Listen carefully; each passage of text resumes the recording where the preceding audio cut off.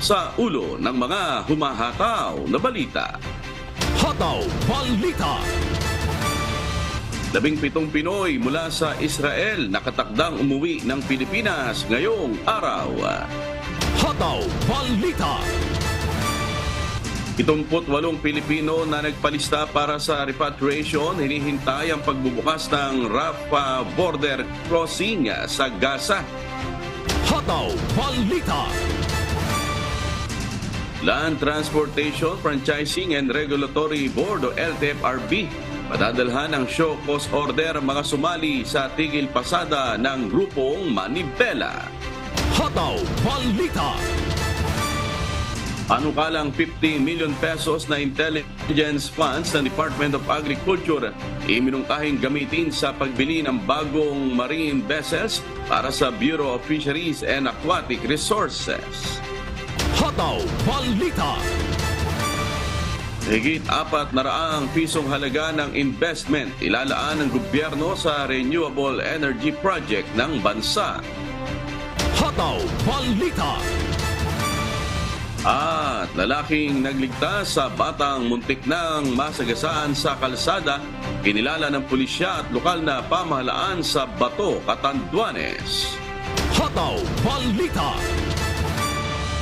Mula sa ating mga humahataw na balita, sa araw na ito inaasahang darating sa bansa ang unang batch ng mga Pilipinong humingi ng tulong mula sa Philippine government para makabalik mula sa Israel. Patay sa ulat ni Department of Migrant Workers Officer in Charge Hans Leo Kakdak, may 35 mga kababayan sa Israel ang humihiling ng tulong para sa repatriation o pag-uwi sa bansa at 17 sa mga ito ang posibleng makabalik na sa Pilipinas. Sa pinakabagong datos ng Department of Foreign Affairs o DFA, 3 OFWs ang nakumpirmang nasawi sa pag-atake ng Hamas militants. 3 pa ang hindi natagpuan o walang komunikasyon ng mga kamag-anak at Philippine authorities sa kanila. Pakinggan po natin ang pahayag ni DFA Undersecretary Eduardo De Vega. Bukas mismo darating yung first batch na umuwi from Israel. 17 persons na ayaw na doon dahil either na economic problem or kasama dyan yung mga konting na-evacuate from the south, ayaw na tingnan doon. Hataw Balita. Sa kasalukuyan, hindi pa rin tiyak kung kailan makatatawid sa Rafah border crossing sa Egypt ang libo-libong taong naiipit ng gulo sa pagitan ng Israel at Gaza. Ayon sa Department of Foreign Affairs o DFA, kasama dito ang 78 mga kababayang nagpalista para sa repatriation. Nagpapatuloy naman ang diplomatic efforts upang mabuksan ang border crossing at ma-evacuate ang lahat ng foreign passport holders kasama na ang mga Pilipino. Kapag nakatawid na sila mula sa Gaza patungo sa Egypt, inaasahang ilang araw na lang bago sila tuluyang maiuwi sa Pilipinas. Pakinggan po natin ang pahayag ni DFA Undersecretary Eduardo De Vega. Ang worry natin, hindi po yung corridor, pero ganong katagal sila ipoprocess doon sa Egyptian side para sa kanilang mga visas na pending na ngayon sa Egyptian government. Nakasubmit na lahat ng pangalan nila sa Egyptian government. Tiniyak ni Pangulong Ferdinand Marcos Jr. na mananatiling prioridad ng gobyerno ang kaligtasan at kapakanan ng mga Pilipino sa Gaza na naapektuhan ng tensyon sa pagitan ng Israel at Hamas militant group. Ngunit ayon sa United Nations, walang progreso sa nangyayaring negosasyon hinggil sa pagbubukas ng Rafah crossing. Hataw Balita. Ilan sa mga jeepney driver ang hindi bumiyahe nitong Lunes, October 16 bilang pakikisa sa isinasagawang tigil pasada ng grupong Manibela. Naniniwala sila na mayroong mga polisiya na dapat baguhin sa ipinatutupad na PUB Modernization Program ng gobyerno. Kasalukuyan nang iniimbestigahan ng Land Transportation, Franchising and Regulatory Board kung sino-sino ang mga jeepney driver at operator na sumama sa transport strike kamakalawa. Padadalhan din umano ng ahensya ng show cause order ang mga ito upang marinig ang kanilang panig kung bakit napili nilang hindi bumiyahe. Paliwanag ni LTFRB Technical Division Head Joel Bolano, obligasyon ng mga pampublikong transportasyon na may lehitimong prangkisa na magserbisyo sa mga pasahero at magkaroon ng biyahe sa kanilang mga ruta. Pakinggan po natin ang pahayag ni LTFRB Technical Division Head Joel Bolano. Hindi po yung franchise, may kaakibat po yan na responsibilidad at terms and conditions pag iyan po ay binibigay sa ating mga operator. Ano po, at ito pong transport strike isa yan sa pinagbabawal doon sa kanilang terms and conditions. At kung mayroon man pong makita o information na nakuha ito sa 2 araw na ito, ang LTFRB ay pwede po silang investigahan at isi-showcase po sila ng LTFRB. Hataw Balita. Ipinagkaloob ni Pangulong Ferdinand Marcos Jr. ang CG Distinguished Service Medal and Ribbon kina Commissioner J. Tariela, ang tagapagsalita ng PCG para sa West Philippine Sea sa pagdiriwang ng ika-122 anibersaryo ng pagkakatatag ng Philippine Coast Guard sa Port Area, Manila kahapon, October 17. Binigyan ng parangal si Tariela dahil sa kanyang pagtupad ng tungkulin at paglathala ng makatotohanang salaysay sa mga issue sa WPS at para sa paglalabas ng mga kapani-paniwalang mga larawan na nagpapalakas sa pagiging makabayan ng mga Pilipino. Kabilang naman sa mga pinarangalan sina CG PO3 Jason Nicole at CG SN1 Joseph Rivera na tumanggap ng Distinguished Coast Guard Cross Medal and Ribbon para sa kanilang papel sa pagtanggal ng mga barikada na iniligay ng Chinese Coast Guard sa southeast entrance ng Bajo de Masinloc. Tinanggap naman ni CG Captain Rodel Hernandez na kapitan ng PRP Malapascua at ni CG Commodore Julio Colarina ang crew ng BRP Malabrigo ang dalawang Distinguished Coast Cross Medals and Ribbon. Kinilala ang matagumpay na mga operasyon sa West Philippine Sea ni Hernandez habang pinarangalan naman si Colarina dahil din sa tagumpay ng kanilang misyon matapos harapin ang mga water cannon mula sa Chinese Coast Guard sa WPS.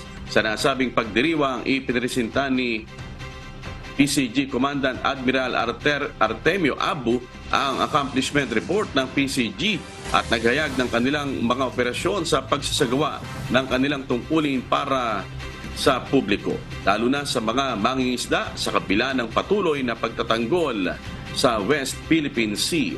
Hataw Balita.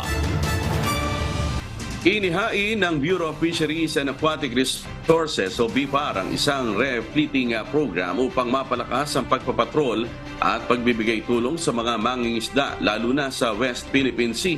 Sa isinagawang budget hearing sa Senado, ibinahagi ni BIFAR Director Demosthenes Escoto na ang karamihan sa kanilang patrol vessels ay luma na at nangangailangan ng kumpunihin. Tayo ng ahensya na magkaroon ng 3 bagong sasakyang pandagat bawat 2 taon.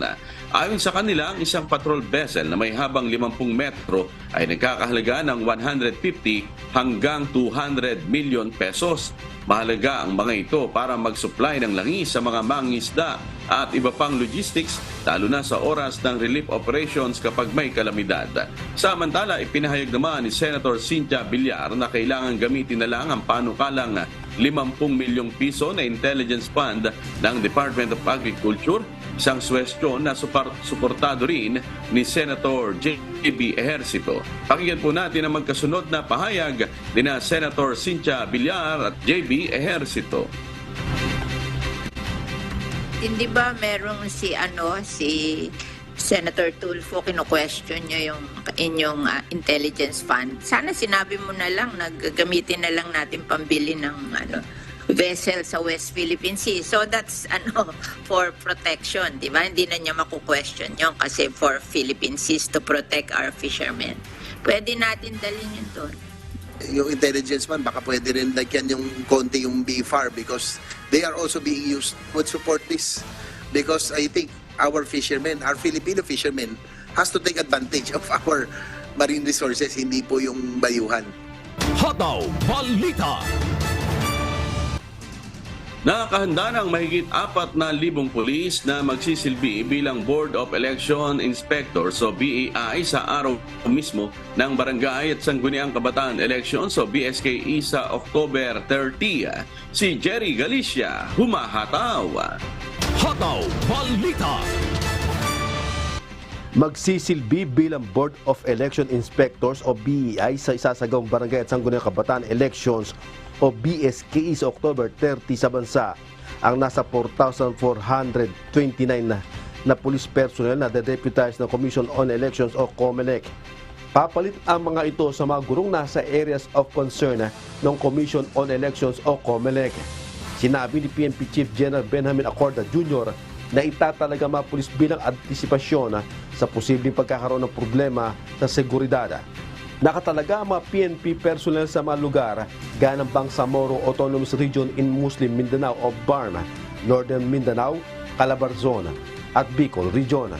So far, we have identified the personnel, the number of personnel, and as a matter of fact, to include the names, kung mag-identify na saan sila, sino sila, saan sila pupunta, kailan sila pupunta. And despite this, we encourage that within this period, all the commanders are free to call us, the command group, kung mayroon pang kailangang adjustment.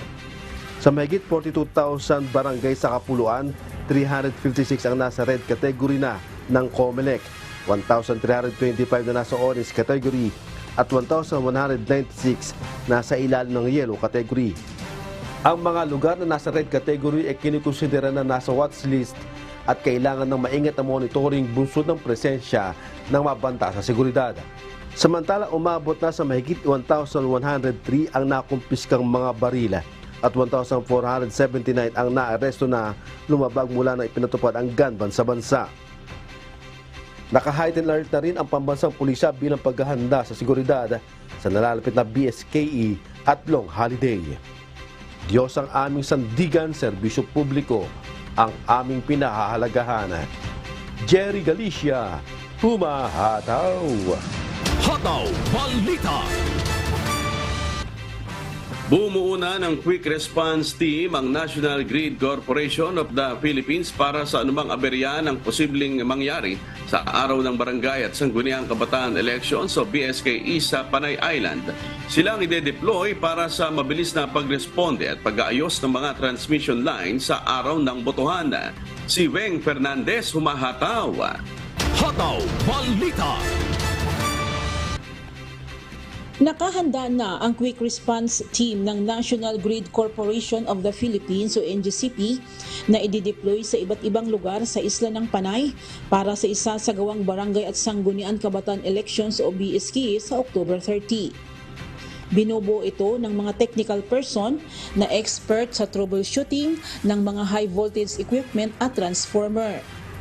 Starting October 28, may quick response team na kami and we'll be doing all the checking and checking all the major transmission line for possible defects na kailangan i-correct. They are on quick alert status din na quick response team din sila. Then they'll be deploying around the island of Panay. I-activate rin ng NGCP ang kanilang 24/7 overall command center para tiyakin ang maayos na transmission ng kuryente. Kahit holiday ay on-duty pa rin ang kanilang mga critical unit tulad ng operation at maintenance, crews, pilot at administrative personnel. 2 substation engineer din ang duty sa bawat 8-hour shift. Magre-release din sila ng grid status report kada 4 na oras. Simula pa noong nakaraang buwan, nagsasagawa na ng scheduled maintenance ang NGCP sa kanilang mga linya at clearing operation para sa araw ng botohan ay wala ng mga maintenance work at construction. Tuloy-tuloy din ang pakikipag-ugnayan ng NGCP sa PNP at AFP, DNR at COMELEC para sa seguridad ng kanilang mga substation at linya ng kuryente sa isla. We have already met before with the power sector and they have also assured us na wala tayong problema as regards the power aspect of doing the election, no? Kung may mga contingency measures naman na sila na set, in the event there will be outages, no, na talagang hindi maiwasan. Sa kabila nito, hindi pa rin matitiyak ng transmission service provider na walang mangyayaring brownout sa araw ng halalan dahil hindi rin nila kontrolado ang supply mula sa mga power plant o kung hindi magkakaproblema sa distribution ng mga electric cooperative. We will do our best to make sure it's available. Kasi hindi ko rin mag-guarantee na walang aakyat na ahas, walang magiging lightning strike. Like I said, no, so many things out of our control. The best way we can do it is work on the mitigating or yung restoration timing. Gayunpaman, tiniyak pa rin ng NGCP na maidi-deliver nila ang kuryente sa mga distribution utilities o electric cooperative. Diyos ang aming sandigan, serbisyo publiko ang aming pinahahalagahan. Wing Fernandez, Huma, Hataw. Hataw Balita. Samantala, nakarating na sa probinsya ng La Union ang mga election material at official ballot na gagamitin para sa isasagawang barangay at sangguniang kabataan elections. Si Toto Pabros, humahataw. Hataw Balita. Alas 7 ng umaga nang dumating ang delivery truck sa Kapitolyo ng La Union. Silyado at nakapadlock ito ng buksan ng makawani ng Commission on Election o COMELEC at La Union Provincial Treasury Office. Laman ng truck ang mga election form, indelible ink, election returns, canvassing form at official ballot na gagamitin para sa nalalapit na barangay at sangguniang kabataang election sa October 30. Agad naman itong inihatid sa 19 na munisipalidad at isang syudad sa probinsya ng La Union. Nakabantay naman ang mga pulis sa paghatid sa mga balota. Na-coordinate na po natin sa ating mga local municipal treasurers. Sila po yung mga custodian ngayon nitong mga election paraphernalia at their own local government unit. Samantala, wala pa namang naitatalang krimen na kaugnay sa nalalapit na halalan sa lalawigan. We believe na with our engagement sa ating mga local officials ngayon ay see no issues or problem na mangyayari sa darating na eleksyon natin. Diyos ang aming sandigan, serbisyo publiko ang aming pinahahalagahan. Mula rito sa San Fernando, La Union, Toto Pabros, Huma, Hataw. Hataw Balita. Maglalaan ang pamahalaan ng mahigit 400 bilyong piso na foreign direct investment para sa renewable energy project sa bansa. Si Jerry Galicia, humahataw. Hataw Balita. Magkakaloob ang mga foreign company at investor mula sa European Union bilang kapital sa Renewable Energy Development Project sa bansa. Ayon sa Department of Trade and Industry o DTI, inaprubahan na ito sa ilan ng foreign direct investments ngayong taon. Sinabi ni DTI Undersecretary Seferino Rodolfo na pinalakas ang sektor ng renewable energy matapos ang mga nagdaang foreign trips ni Pangulong Ferdinand Marcos Jr.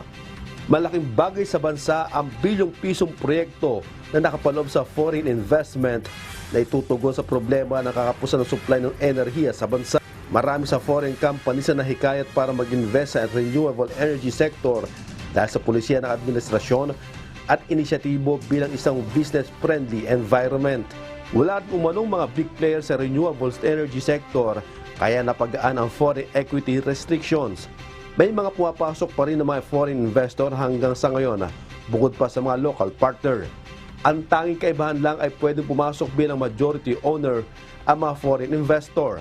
Nitong nakarang 10th Asian Summit sa Singapore noong September 13, sinabi ng Pangulong Marcos na bukas ang Pilipinas sa full foreign ownership sa renewable energy projects. Diyos ang aming sandigan, serbisyo publiko ang aming pinahahalagahan. Jerry Galicia, humahataw. Hataw Balita. Inihayag ng Malacanang kahapon, October 17, na itinalaga na ni Pangulong Ferdinand Marcos Jr. si Brigadier General Jesus Nelson Morales ng Philippine Air Force bilang bagong pinuno ng Presidential Security Group o PSG. Sa isang pahayag, kinumpirma ni Presidential Communications Office Secretary Cheloy Garapil ang assignment kay Morales bilang kapalit sa dating commander ng PSG na si Brigadier General Ramon Zagala. Nagsilbi si Morales bilang Deputy Wing Commander ng Tactical Operations Wing Eastern Mindanao ng Philippine Air Force na matatagpuan sa Davao City. Samantala, ayon sa kalihim, mag-a-assume naman ng kanyang bagong tungkulin si Zagala bilang Commander ng Civil Relations Service ng Armed Forces of the Philippines o AFP. Nakomisyon siya bilang bahagi ng regular na pwersa noong August 9, 1994. Makatapos sa Officer Candidate School noong 1994, si Zagala ay naatasan sa iba't ibang unit ng Army at General Headquarters. Hataw Balita. Pinag-iingat ngayon ng Bureau of Fisheries and Aquatic Resources o BFAR ang lahat ng mga residente malapit sa Lianga Bay at coastlines ng Barobo sa Surigao del Sur dahil sa toxic red tide. Base sa isinagawang laboratory examination ng ahensya, kumpirmadong tumaas ang bilang ng tinatawag na Pyridinium bahamins sa bar compressum, isang toxic organism na sanhi ng paralytic shellfish poison. Dahil dito, mas pinaigting ng BFAR ang pagpapaalala sa publiko na iwasan ang pagbili, pagbebenta at lalo na ang pagkain sa lahat ng uri ng shellfish at alamang na makukuha sa nasabing karagatan. Maaari namang kainin ng isda, pusit at alimango basta tiyakin lamang na sariwa at tinanggalan ito ng lamang loob bago lutuin. Hataw Balita. Napadpad sa dalampasigan ng Barangay Malcampo sa bayan ng Rojas, Palawan ang isang dugong o sikaw bandang umaga nitong Martes, October 17. Ayon sa bantay dagat ng Rojas, Palawan, nakatanggap sila ng report tungkol sa umano'y nakitang dugong sa lugar na inaakalang patay na. Subalit nang dalhin ito sa malalim na parte ng dagat ay doon na ito gumalaw. Tinatayang nasa 180 kilo ang bigat ng dugong at aabot sa 8 talampakan ang haba. Agad din ginamot ang mga sugat at gasgas nito at patuloy na minomonitor ng mga otoridad. Hataw Balita. Patuloy pa rin ang pagbabantay ng Armed Forces of the Philippines at Philippine Air Force sa mga katutubong naninirahan sa kabundukan ng Rizal at Quezon, Palawan para panatilihin ang kapayapaan. Kasabay nito ang pagsasagawa ng all-in-one bayanihan sa mga katutubo at taot bato. Si Andy Pagayona, humahataw. Hataw Balita. Umabot sa mahigit 19,000 mga katutubo sa Palawan ang nabigyan ng libreng serbisyo ng Philippine Air Force o PAF, Armed Forces of the Philippines o AFP, katuwang ang GoShare, Local Government Unit at ibang volunteer sa isinagawang all-in-one bayanihan sa bayan ng Quezon at Rizal, Palawan nitong October 12 hanggang 15. Marami sa mga katutubong nakatanggap ng libreng check-up, operasyon sa mata, minor operation or surgery, libreng gupit, libreng tsinelas, libreng mga pagkain at iba pa. Ayon kay Brigadier General Eric Escarcia ng Philippine Air Force, Commander ng Tactical Operation Wing West, malaki ang magagawa ng ganitong bayanihan para sa mga katutubo, lalo na ang serbisyong medikal. Dalawang area kasi ang target natin doon sa area na yan, yung Rizal na Quezon. Parang ang lugar doon ay masyado nang malayo para makarating ang talagang full services ng gobyerno, particularly dito sa medical na aspekto. Ito na ang unang pagkakataon na nagkaroon ng ganitong kalaking serbisyo para sa mga katutubo sa Palawan.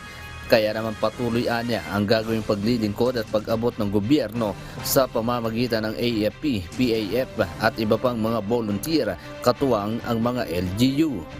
And since Palawan is already declared as insurgency free, and we want to sustain that favorable condition dito sa Palawan. So by giving attention dun sa mga kababayan natin dito sa Palawan na present ang gobyerno para asistihan sila sa kanilang mga pangangailangan. Lalo na yung medical attention na Kasabay nito ang patuloy na pagbabantay ng kanilang grupo upang mapanatili ang kapayapaan sa probinsya ng Palawan. Diyos ang aming sandigan, serbisyo publiko ang aming pinahahalagahan. Andy Pagayona, Humahataw. Hataw Balita. Kinilala ng Local Government Unit at Philippine National Police sa bayan ng Bato sa Catanduanes ang kabayanihan ng isang lalaki matapos nitong iligtas ang isang bata na muntik nang masagasaan habang tumatawid ng kalsada. Si Brian Baldarahe, Humahataw. Hataw Balita. Magkasamang kinilala ng Local Government Unit at Philippine National Police sa bayan ng Bato sa Catanduanes ang kabayanihan ni Freddy Sobido Tapit, 35 taong gulang na residente sa naturang bayan. Siya ang lalaki nagligtas ng isang bata na muntik ng masagasaan habang tumatawid sa gitna ng kalsada noong October 9 sa Barangay San Andres, Bato, Catanduanes. Nakuhanan pa ng closed-circuit television o CCTV ang ginawang pagsagip ni Freddy sa bata kung saan lakas loob na hinarang nito ang kanyang katawan sa tumatawid na bata dahilan para siya ang mabangga ng paparating na motorista. Nung time kasi na yun, umagang-umaga alas 7, kumukuha po ako nung parcel na ilaw doon kila Ate Gina. Malapit po sa insidente. Tapos nakita ko po yung bata, tumatakbo po siya. Tapos sabi ko, masasagasaan yung bata. Kaya hindi na ako nag-atubili na abulin yung bata para iligtas, gano'n. Hindi ko na inisip yung sarili ko na baka ako rin naman yung mabangga. Basta yung bata ang goal ko, may ligtas ko. Yung time na yun. Dahil sa nangyaring insidente, nagtamo ng mga galo sa katawan si Freddy habang nailigtas naman sa tiyak na kapahamakan ng bata. Dahil sa pangyayari, ginawaran ng parangal si Freddy bilang pagkilala sa kanyang natatanging kabayanihan na ipinamala sa pagsagip sa bata. Isinagawa ito kasabay ng tradisyonal na flag raising ng Bato LGU noong Lunes, October 16. Dahil dito, tumanggap si Freddy ng tulong mula sa Municipal Social Welfare Development Office ng Bato LGU ng cash at mga grocery item. Kinilala rin ng Philippine National Police ang kabayanihan ni Freddy dahil sa katapangan nito at hindi na inisip ang sariling kapakanan alang-alang sa kapwa. Binigyan din si Freddy ng medical assistance upang masiguro na siya ay ligtas at wala nang anumang iniindang sakit matapos ang nangyaring insidente. Diyos ang aming sandigan, serbisyo publiko ang aming pinahahalagahan. Brian Baldarahe, Humahataw. Karagdagang pwersa ng Philippine Army na magbabantay para sa barangay at sangguniang kabataan elections dumating na sa isla ng Masbate. Si Jerry Galicia, Humahataw. Hataw Balita. 6 na barangay na nasa lista ng Areas of Concern ng Commission on Elections o COMELEC Masbate ang padadalhan ng pwersa ng militar. Nagpulong na ang Provincial Joint Security Coordinating Council para isapinala ang papatupad na seguridad sa BSKE. May areas tayo na may joint deployment and merong 3 kumpanya ng AFP yung pinadala, so parang augmentation force to ensure that we will have peaceful elections. Nasa Masbate na ang karagdagang puwersa ng militar upang tumulong sa pagbabantay sa seguridad para sa nalalapit na barangay at sangguniang kabataan elections o BSKE sa October 30 sa 3 isla ng Masbate. Layo nitong hakbang na maiwasan ang anumang karahasan na planong isagawa ng mga armadong grupo at rebeldeng komunista para tangkaing guluhin ang halalan sa probinsya. Meron din po yung counterpart din sa police. Meron din augmentation force. Pero not as many as those ng sa AFP. So, mas madami hindi hamak yung sa AFP. Tinignan natin yung mga areas na merong presence ng armed groups. So, talagang bubuhusan po ng pwersa ng AFP at saka PNP. Itatalaga mga sundalo bilang augmentation sa mga PNP personnel sa mga liblib na lugar, lalo na sa mga upland barangays. Sa ngayon po is manageable naman po siya at unti-unti naman na nakikita ng ating mga kababayan na yung pag-deploy ng pwersa ng kapulisan at yung AFP ay napapatuloy yung ating kapayapaan din sa lugar. Ang bubuhusan po namin ng pwersa ay yung mga gidas, yung mga geographically isolated and disadvantaged areas na may mga presensya ng mga komunistang grupo. Yung aming counterpart po, yung Philippine National Police ay nandito sa mga lungsod. Sila nakadeploy. Samantalang yung aming tropa ay nasa kabundukan po. Mainilan naman na isang team ang PNP Special Action Force para sa bayan ng Aroroya. Nakadeploy naman dito ang 96 Infantry Battalion habang sa bayan ng Us naman ang 2nd Infantry Battalion ng Philippine Army. Nagpaalala ang pamuno ng Masbate Police Provincial Office sa mga residente na bumoto ng naaayon sa pasya ng puso at huwag magpadala sa udyok ng iba kapalit ang pera. Para po sa mga kababayan ko sa Masbate, mga voters natin, bumoto po kayo ng naayon sa inyong kalooban. Huwag po kayong iwasan po natin ang magkautang na loob sa mga politiko. Kasi tayo din ang makikinabang pagdating ng panahon kung sino ang bubutuhan natin na from the heart. Meaning to say, hindi tayo nagpapabayad, huwag kayong magpabayad, huwag kayong magpa-intimidate. Kung sino yung gusto nyong iboto, yun po ang butuhan natin. Diyos ang aming sandigan, serbisyo publiko ang aming pinahahalagahan. Jerry Galicia, humahataw.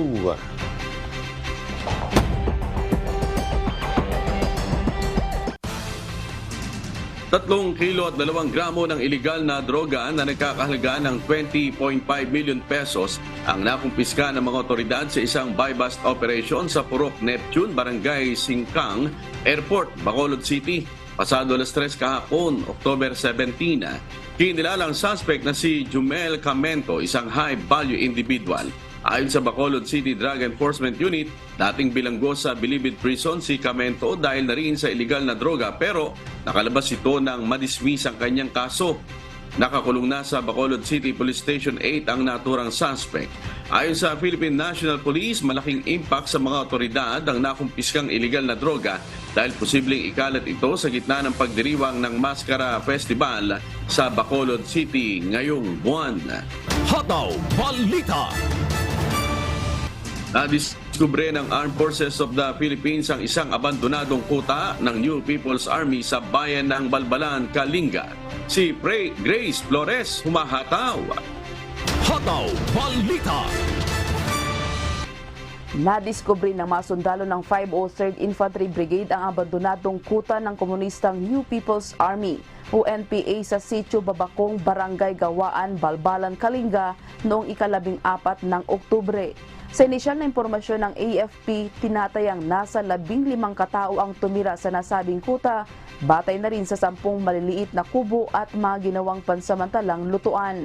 Batay sa pagtaya ng mga otoridad, nasa 2 hanggang 3 buwan nang inabandona ang naturang kuta bago madiskubre ng kasundaluhan. Sa nasabing lugar, nadiskubre rin ang 2 improvised explosive device o IED, 2 set ng firing devices switch, 2 50 metrong IED wire, isang magazine ng caliber 9mm, isang pregnancy test kit, isang hiringgilya, mga subversibong dokumento at personal na kagamitan at iba pa. Nagsasagawa ng security operations ang tropa ng 103rd Infantry Battalion nang madiskubre ang nasabing kuta kung saan nasa 300 metro lamang ang layo nito sa nadiskubring kuta noong Pebrero ng kasalukuyang taon sa nasabing lugar. Ang mga kagamitan na natagpuan sa kuta ay maaaring naiwan ng mga komunista at teroristang NPA noong sila ay tumakas bunsod ng unti-unting paglapit sa kanila ng hanay ng mga sundalo. Diyos ang aming sandigan, serbisyo publiko ang aming pinahahalagahan. Mula rito sa Baguio City, Grace Flores, humahataw!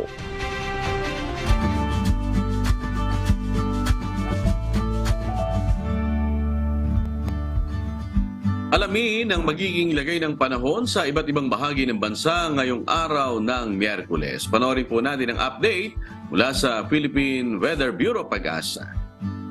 sa ating latest satellite images, wala ho tayong nakikitang bagyo sa loob ng Philippine Area of Responsibility kahit ho dito sa may bahagi ng Pacific Ocean. Meron ho tayo isang bagyo or tropical depression nandito sa may bahagi ho, palapit ho dito sa continental Asia or sa mainland Asia, particular na dito malapit ho sa bansang Vietnam at dito sa may Hainan Island sa bahagi ho ng China, at hindi naman ito makakaapekto sa ating bansa dahil nga papunta na ho ito sa may continental Asia. Samantala ho, ang nakakaapekto sa ating bansa ay yung northeasterly wind flow o yung hangin dito na nagmumula sa hilagang silangan. Ito ho yung pagpapakita na ho natin na malapit na nga ho tayong pumunta sa panahon ng amihan. Kung matatandaan ho ninyo, last year, taong 2022, nagsimula ho yung amihan season bandang October 20. So posible ho sa mga susunod na araw or linggo ay idedeklara na nga natin dito sa Pag-asa yung pagsisimula ng amihan. Ito pong northeasterly wind flow na siyang nakakaapekto ngayon, particular na sa northern Luzon. Magdadala ho ito ng maulap na kalangitan na may mahihinang pag-ulan, at isa ho sa katangian nitong northeasterly wind flow ay wala ho itong kasamang mga thunderstorm or iilan ho, hindi masyado ho yung mga thunderstorm dahil nga hindi convective yung karakteristiko ng mga kaulapan na ito. Samantala, posible ho yung mga light rains na or mahihinang pag-ulan dito sa may bahagi ng Batanes, Isabela, kasama din ho yung Cagayan at saka yung bahagi ho ng Aurora. Sa nalabing bahagi nating bansa, sa Kamaynilaan at sa iba pang bahagi ho ng Visayas, Mindanao at Luzon, inaasahan naman natin generally fair weather, pero posible pa rin ho, huwag kayong magugulat kung may mga pag-ulan na mararanasan, dulot naman yan ng mga localized thunderstorms. Pero hindi naman ho ito nagtatagal, normally matagal na ho yung 1 o 2 oras. Posible nga ba sa ating pinakahuling datos, malit pa yung chance na magkaroon tayo ng bagyo sa mga susunod na araw hanggang weekend, mukhang malit ho yung chance na magkabagyo tayo. At narito ang lagay ng ating panahon, particular na dito sa Luzon, makikita ho natin itong bahagi nga ng Batanes, Isabela, Cagayan at Aurora, posible ho yung may mga mahihinang pag-ulan. Habang sa lalabing bahagi ho ng Luzon ay generally fair weather, pero posible pa rin yung mga isolated rain showers and thunderstorms. Madalas ho nangyayari yan sa hapon hanggang sa gabi. Yung agwat ng temperatura sa Lawag ay mula 25 to 32, sa Baguio ay 16 to 24, dito sa Kamaynilaan 25 to 32, hanggang 31 degrees Celsius naman sa Tuguegarao, habang 30 hanggang 30 degrees sa Tagaytay. Sa Legazpi ay 25 to 33 degrees Celsius. Sa Kalayaan Islands ay mula 25 to 32 degrees Celsius. Sa Puerto Princesa naman ay mula 25 to 32 degrees Celsius. Sa Visayas at Mindanao naman ho tayo, makikita ho natin yung malaking bahagi din ng Kabisayan ay makararanas ng mga pulupulong pag-ulan, pagkid at pagkulog, habang yung agwat ng temperatura sa Iloilo ay 26 to 32 degrees Celsius. Sa Cebu ay mula 25 to 32 degrees Celsius, habang sa Tacloban ay mula 25 to 32 degrees Celsius. Malaking bahagi rin ho sa mga kababayan natin dyan sa Mindanao ay posible rin makaranas ng mga isolated rain showers and thunderstorm malamang po hapon or gabi. Ang agwat ng temperatura sa Zamboanga ay 24 to 33, sa Cagayan de Oro hanggang 32 degrees Celsius, habang sa Davao ay hanggang 32 degrees Celsius. Wala pa rin ho tayong nakataas na gale warning, kaya maaari pa rin maglayag yung mga maliliit pandagat at malilit na mga bangka dito sa mga baybayin ng ating bansa. O, yun nga lang ho, lagi tayong nagpapaalala kapag may mga thunderstorms, posible hong biglang lumakas yung alon ng karagatan, posible ho yung mga biglang bugso ng hangin. Kaya iba yung pag-ingat pa rin po yung ating kinakailangan, lalong-lalo na sa maliliit na mga sakyang pandagat. Yung araw ho natin sisikat mamayang 5:48 na umaga at lulubog, ganap na 5:35 ng gabi. Yan po si Obet Badrina, weather specialist ng Pag-asa. Tandaan, sa bawat araw na ating nasisilayan, tayo magpasalamat sa Diyos na may lala. Hataw Balita. Samantala, hinimok ng isang lokal na opisyal ang mga mamamayan ng Cebu City na isagawa ang paghiwalay ng mga basura o waste segregation. Si Edmond Hisola, humahataw. Hataw Balita. Ipinanawagan sa mga residente ang pagsasagawa ng waste segregation o pagbubukod ng mga basura sa Cebu City. Sa isang news forum kahapon October 17, hinimok ni Councilor Nestor Archival, minority floor leader ng Cebu City Council, ang mga residente ng lungsod na ugaliin ang naturang hakbang sa pagmamanage ng basura. Malakian niya ang tulong ng segregation para ma-reduce ang volume ng mga basura na i-deliver ng lungsod sa mga landfill area. Ipinaliwanag nito na kung maisasagawa ito, mas makapagsisave ng malaking halaga na mas magagamit pa sa ibang proyekto ng pagpapa-improve ng solid waste management ng lungsod. Ang kaning pag-segregate, importante ni because we are going to put the garbage kung unsa na nga klase, A ba or B, kanang A malata, ang B dili malata, aron ma-minimize nato ang gasto sa gobyerno. Araw-araw ay nasa 500,000 kilos ng basura ang naitatapon sa mga landfill ng lungsod kung saan gumagastos ito ng mahigit kumulang 1.5 million pesos kada araw.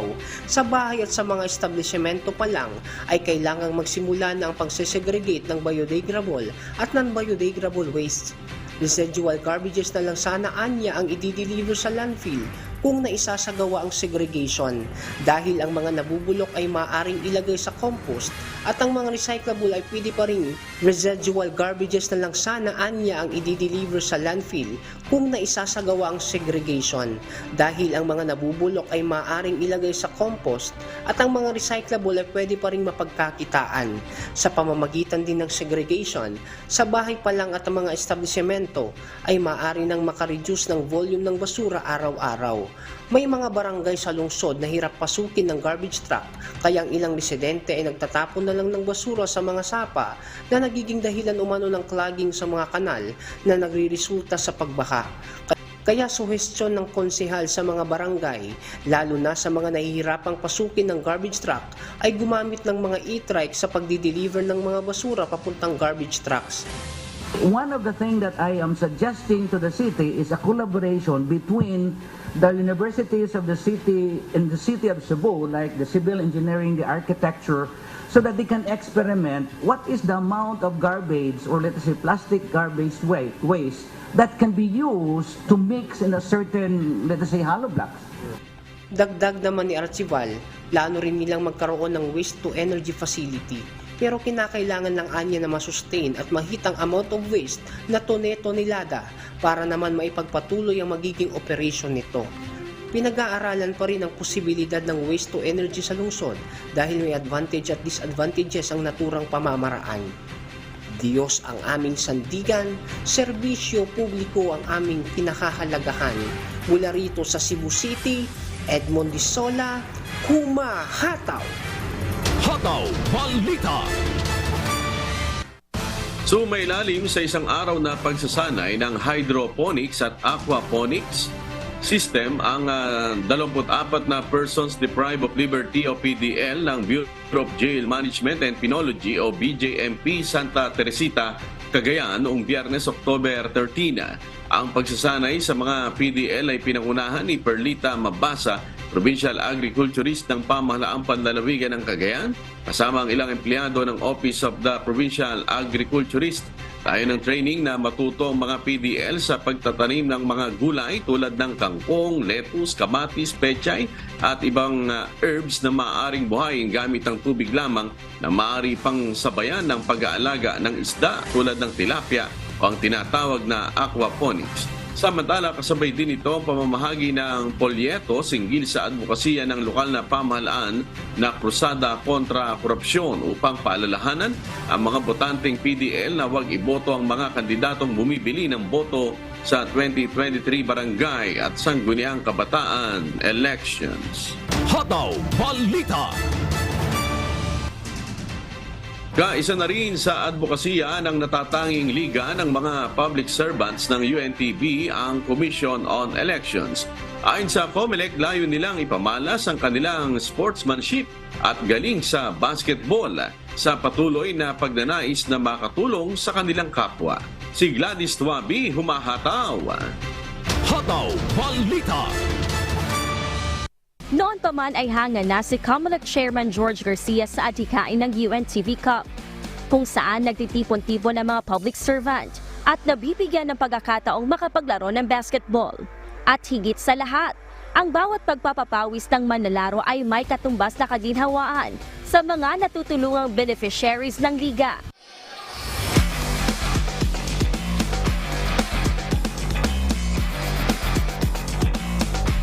Nagpapasalamat tayo kay Kuya Daniel Razon. Ito na nga, yung pagkakataong ating hinihintay, makasama man lang dito sa UNTV Cup. Dapat lahat pa ng ibang ahensya ng pamahalaan sumali dito sapagkat dito natin maipapakita ang ating iisang adhikain.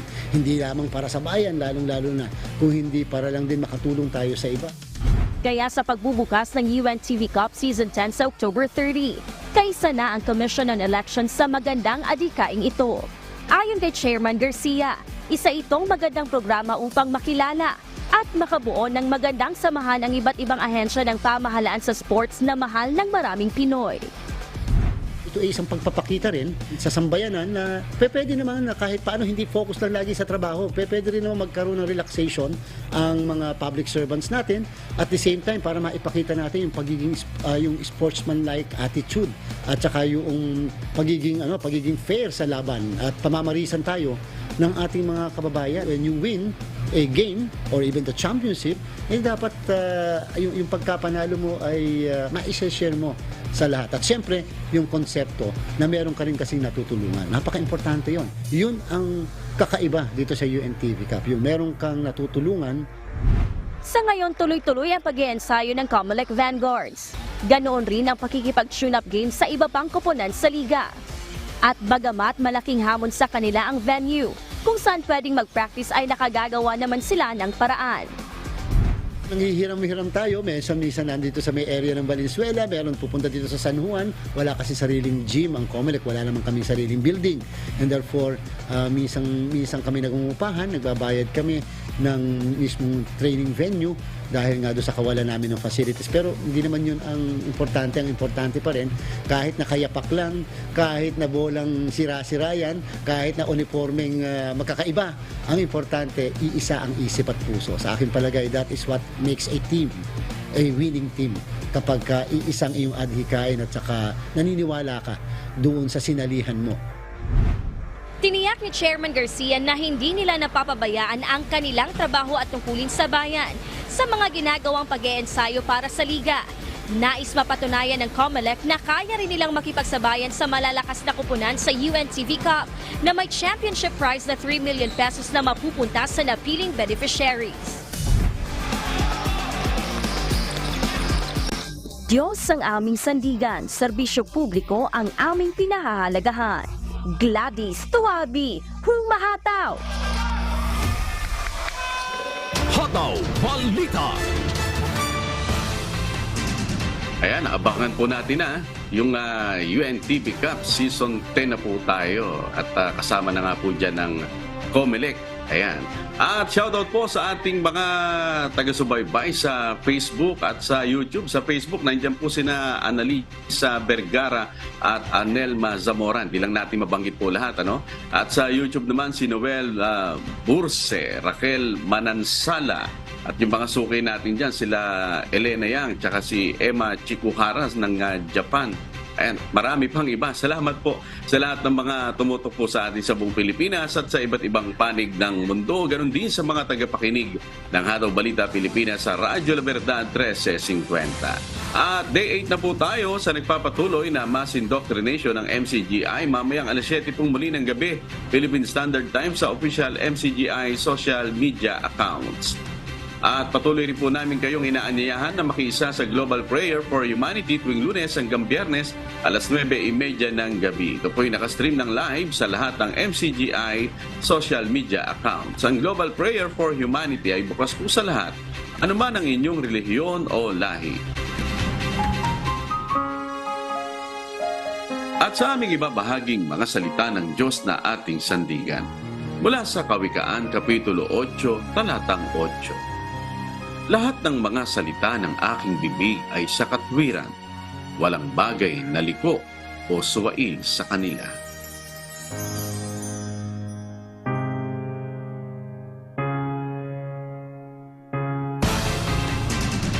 At yan pong mga humahataw na balita ngayong umaga ng Miyerkules, ika-18 sa buwan ng Oktubre 2023.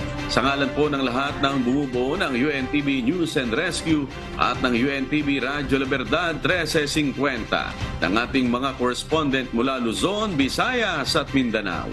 Ako po ang inyong amigo, Sherwin Kulubong. At dito sa UNTV at UNTV Radyo Libertad 1350, Diyos ang aming sandigan. Serbisyo publiko ang aming pinahahalagahan. Susunod na po ang Good Morning Kuya. Salamat po sa Diyos at magandang umaga.